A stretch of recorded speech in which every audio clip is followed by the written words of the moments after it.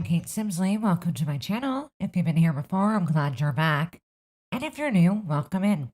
Today we're in Strangerville, and we are going to build 2 micro cottages. Together, these create a tier 2 tiny home. Each cottage is 32 tiles, so together they are 64. They're very small, but one of them has a full kitchen, and the other one also has a full kitchen. It's just a lot smaller. And one of them has a bedroom and one doesn't. So the one that doesn't has instead the Murphy bed in the living room, which can be used as your bedroom. I was concerned using the Murphy bed because I created a micro home a while back and I used the Murphy bed. And when I was playtesting that build, the Murphy bed killed my sim. Like immediately, the first thing that happened was my sim died. And so I loaded back in and everything was gone. Everything in the house was gone. It was horrid. I hadn't saved the build. Like, it was just a mess. So this time I made sure I saved it before playtesting. But it did work and everything was fine. But they are very, very small. Each cottage will have like a large fenced in lot, which you're going to see me create right now.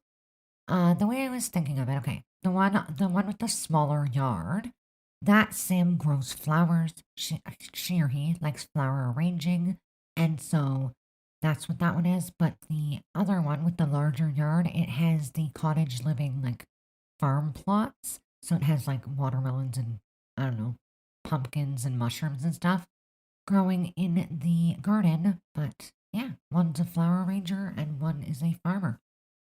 So yeah, they're really cute and cozy. You're going to watch them come together. We start on the exterior before we move in, but it's not too long because they're super tiny.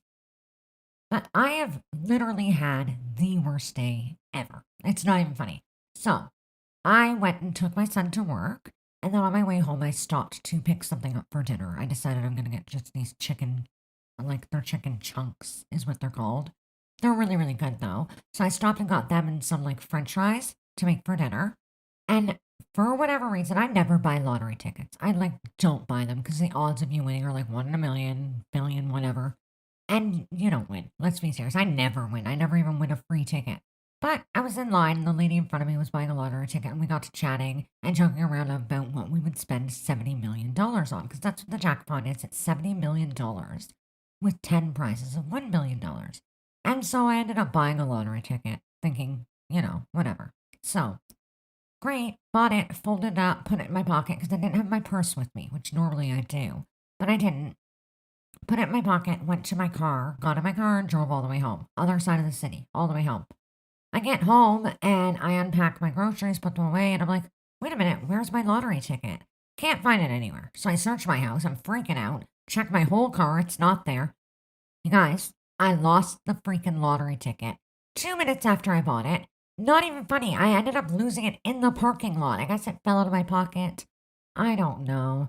But I drove all the way back across town, checked the parking lot, and I found the receipt for the items I bought, but not the ticket.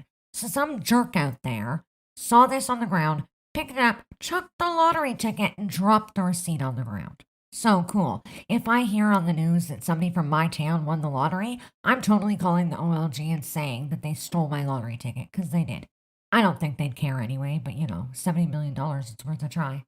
I do actually have a receipt for buying the ticket, and I have the receipt digitally on my phone. So, you never know. I know that in Canada, they do take it seriously. Like, if you buy a lottery ticket and joke with the clerk that if I win the jackpot, I'll come give you $1 million, they make you do that. Like, it's a big thing. Like, they go to court, they make you give them the money. Like, so, you never know.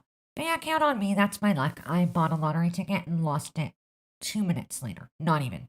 Like, I walked out the door and lost the damn thing. And that is why I don't play the lottery very often, because apparently I'm just an absolute mess and I lose everything. It's funny. I don't normally lose everything. I would normally have my purse with me and it would have went in my purse and it would have been fine. But today I didn't take my purse because we were in a rush to leave. My son got up late, so we were in a rush to get out the door, and I didn't bring my purse, and so I threw it in my pant pocket. But I was wearing like track pants, and these track pants, the pockets are like big and things fall out of them all the time. So yeah, it just fell out of my pocket, and I don't know, somebody out there might be really, really rich, and I might be really, really sad on Friday. We'll find out. Or I guess it's on Tuesday or Wednesday. I don't know what day it is. I have no idea. It's the Lotto Max. That's all I know.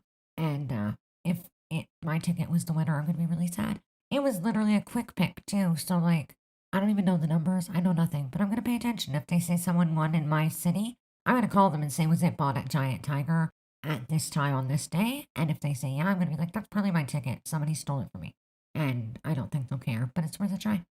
Anyway, we're inside now. We're going to start with the bathrooms, which are both very small. They just have a shower, a sink, and a toilet. And then we are going to move on and start the other areas. We start, I believe, in the kitchen. We're going to work on one at a time. So this one here, the orange one, is the farm sim, where you have like the watermelons and whatever else, the cottage living stuff. So that goes here. This one is also the one that has the bedroom in it, which you can see I'm doing right now. It has just a single bed, and I put a dresser. There's also a mirror on the wall, nothing else. Like, I didn't clutter it up. It's not anything crazy. It's just a bedroom. And then we do the living room, which we do a little love seat, and we work on the kitchen. I thought we started with the kitchen, but I was wrong. So we're going to just work on that momentarily. I think we do it now, and we just run it along the wall to the bedroom. I do kind of fiddle around with it. I was going to indent it and wrap it around, but I decided not to. Instead, I added a washer and dryer into this unit, and it worked out. Okay, this kitchen is really small compared to the other house. The other house has like a larger, more full kitchen. This one, I don't even end up putting a sink in it because then you wouldn't have had counter space, and I wanted you to have the counter space. So instead, I just kind of moved the stove back where it was, got rid of the sink, and instead I put a washer and a dryer.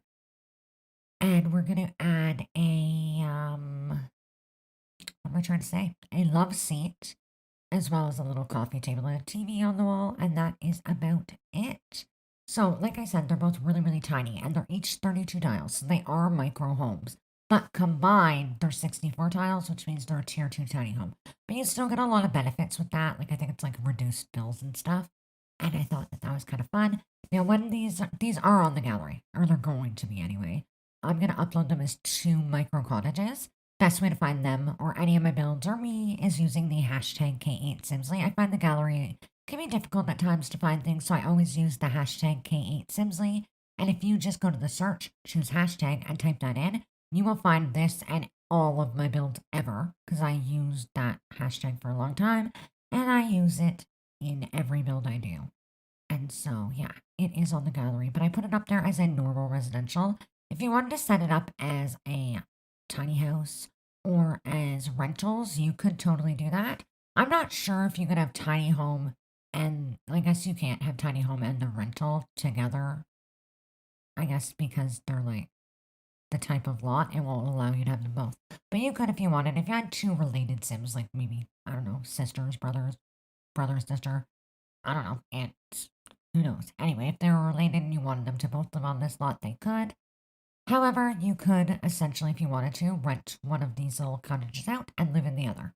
So I thought that was kind of fun. It gave you options, and like I said, I just uploaded it as residential and you can do what you want with it. But I do like the way that it came out, and hopefully you will too. Let me know in the comments your thoughts on these. Do you play with the tiny living a lot? Like, I really, really love the concept of tiny living. I was very disappointed in that pack, as I am with a lot of packs.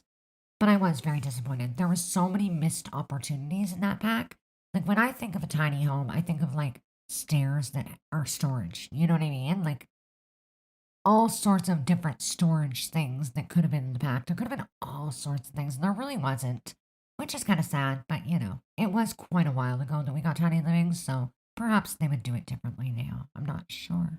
But so yeah, this is the first cottage. We're gonna paint the bedroom. We end up doing it in green, not the cottage living one. We end up like doing a very bold green walls in here, and then we're gonna move on to, I believe we do the yard for this one next, and then we move on to the second cottage. And like I said, in the yard outside, we're going to put the cottage living crop plots. So you're going to have like mushrooms, pumpkins, watermelons, whatever else, all along the back of the house. And then we're going to add just a decorative like stand on the side, and we add a picnic table and a barbecue. Each house does have a picnic table and a barbecue because, as you saw, there is no table inside. And so instead, I opted to put them outside. It is Strangerville, so the weather is pretty good here, and you could eat outside most days. And I thought that that would be handy. If not, I guess you can sit on your couch and eat. You'd be fine. You'd figure it out and make it work. You could always like put a cover over it, I guess, and you would be fine to eat out there. But I thought that that would work. I do add, I don't know what the thing is. It's like just a plant shelf, just holding plants. And then we add some like flowers and we just make it look pretty and all that fun stuff before we move on to the second cottage. And like I said, the second cottage is for someone who likes flowers and flower arranging. And so it's just got a couple of flower pots and I put some flowers in there that you can plant and grow. And then we also have the flower, like a little, it's not the flower arranging table. It's like it looks like the flower arranging table, but it's small.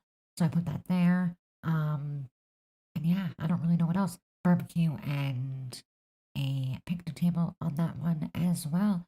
We do add some outdoor lighting here just over the doors, and then we add some post lights to the lawns. And we're gonna add plants in this corner. This is still the first cottage, and in the corner I just add a bunch of plants, and then I put a bird bath and the birdhouse, and I thought it looks super cute when it's done. Took me a while of fiddling around to get it there, but I did. So outside of this build, which I've talked a lot about here, not a whole lot's been going on. Like I said in the last video, my kids have started back to school, which is refreshing. I get some silence during the day. My daughter is now in high school and she's enjoying it. She actually really likes her classes. She's really, really shy, so she's struggling to make friends as she does, but she will eventually. She has a couple of people she knows and she's friends with them, and that's good. But she like will not go out of her way to talk to strangers that she doesn't know. She waits for them to talk to her. Once you get to know her, she's super outgoing, but she is very, very reserved and very shy. And so it'll take a while, but she does actually enjoy her classes and she likes that high school days go by quicker, right? Like high school's so much quicker than sitting all day in a class in elementary school. And so she likes that a lot. And she's doing good. The work that she's done so far, she's already gotten really good marks, and hopefully that will continue. But yeah, so we're dealing with getting her acquainted with that. And then my youngest son, I've told you before that he is autistic, like super autistic, nonverbal, does not speak. And he started at a new school this year. So last year was hell. Like the school that he went to last year was absolutely terrible. And yeah, it was nothing but problems. So this year he started a new school. It's been pretty good. It's set up for him, which is perfect. But we are trying to figure out his bus. So they come and pick him up in a van in the morning and take him to school. But in the afternoon, for whatever reason, they're not picking him up. I have to go get him because they want to send him home on a bus. And like, first of all, the school is really far from where I live, and there's no bus to that school from here. So that number one was confusing. Number two, he can't take a bus. He won't stay in his seat. He will like fall down or run away. And like, where's the bus going? How is this working? He can't be alone because he does not talk and he's very infant like you can't leave him alone. So unless someone's going on the bus with him, it's pointless because he'll die for real. And so I've been arguing with them about that, and they finally sent home papers yesterday that they want me to take to a doctor to get filled out, which I already did this last year, so I'm confused as to why I have to do it again. So once I'm done this voiceover, I'm going to call the school board because that's the problem. It's not the school. They didn't do anything wrong. They're confused like I am. It is the school board saying no, he has to take a bus. That's not happening. So I'm going to go call them after I'm done this voiceover and pull a Karen and freak out until they put him in a van. Because, yeah, it's a little much. But, yeah, so he's getting settled. He seems to really like it. He's really happy. And like I said, it's set up for him. It's very much adaptable, if that makes sense. Like what the woman explained, and I said this I think before, but what she explained is they kind of just let them do what they want to do. And when teaching opportunities arise, they will step in and teach them so that they can learn in a way that works for them. And I think that's really cool. And I think that honestly, more schools should be that way. I think all schools should be that way because everybody learns differently in different ways at different paces. And it's so like you have to conform to this stupid box that no one really fits into. But at least he has this opportunity to go somewhere where they are willing to work with him in a way that works for him. But yeah, that's all we've been doing is getting ready. I have to pick him up after school every day, which is a little frustrating and it's pretty far, but we've been doing it and it's okay. It's really warm here again. It was cold for a few days, but it got warm again today, which makes me happy. And yeah, outside of that, it's been whatever. I have to mow my lawn because like I know it's gonna get cold soon. So I want to get it mowed one more time before the cold comes because I absolutely hate it and I don't really want to be out much when it's cold. But I do have to mow, and then the leaves are all going to fall off the trees probably in about a month, and I'm going to be miserable, and I have to rake, and I don't want to do that, and especially with long grass. I'd have to mow and rake, and it's too much. So I got to mow my lawn. Other than that, I am I've got a bunch of videos ready to do voiceovers, so I'm going to start working on that and try and get more out for you. But yeah, that's really all there is to say about that. I don't really know. I've been like looking at the news lately, and it's kind of depressing to read the news in the morning, but I got this little app that like gives me a rundown of the top things that are being talked about. And it's funny because one of the things that's being talked about in Canada is how AI is going to take people's jobs.